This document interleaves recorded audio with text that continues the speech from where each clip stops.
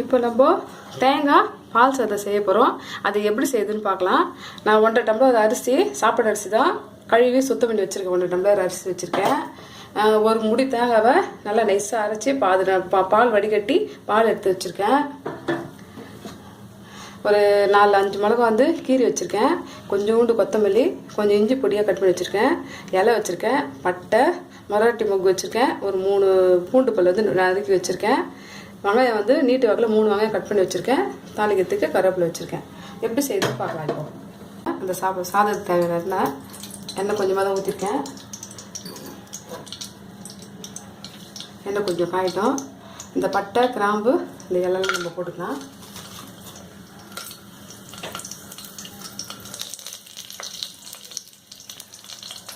கொஞ்சம் இஞ்சி போட்டுக்கலாம். காரத்துக்கு இந்த மிளகாய் போட்டுக்கலாம். பூண்டு நறுக்கி வச்ச பூண்டியை இதை சேர்த்துக்கலாம்.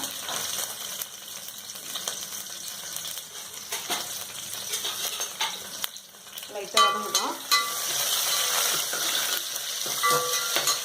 வெங்காயத்தை சேர்த்துக்கலாம்.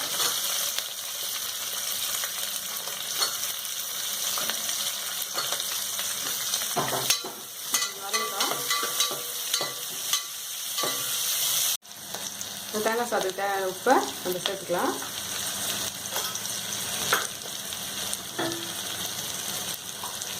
இந்த தேங்காய் பாலை அதில் ஊற்றிக்கலாம்.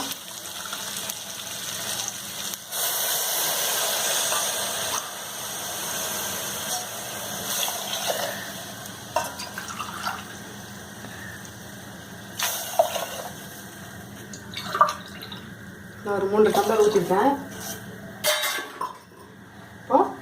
இந்த அரிசியும் இதிலே சேர்த்துக்கலாம்.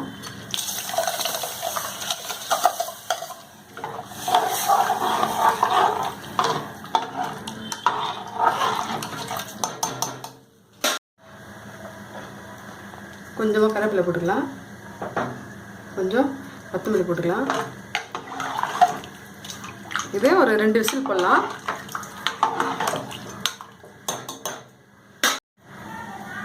இப்போ 2 விசில் போட்டுக்கலாம். அதை மூடி வச்சுக்கலாம்.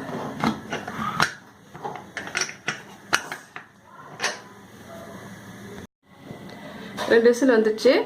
இப்போ திறந்து பார்க்கலாம். காற்றுல முதல்ல வெளியில் எடுத்தாச்சு. இப்போ பார்க்கலாம் சாப்பாடு ரெடியாக இருக்குன்னு.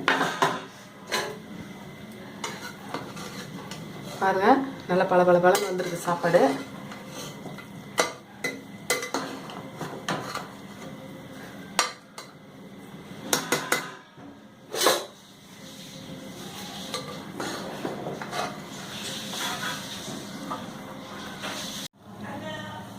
தேங்காய் சாதம் ரெடி ஆகிடுச்சு. இதுக்கு நான் வந்து கான் பொரிச்சு வச்சுருக்கேன். செஞ்சு பாருங்கள், சுவைச்சு பாருங்கள். பிடிச்சிருந்ததுன்னா லைக் பண்ணுங்கள், ஷேர் பண்ணுங்கள், கமெண்ட் பண்ணுங்கள், மறக்காமல் சப்ஸ்கிரைப் பண்ணுங்கள். தேங்க்யூ.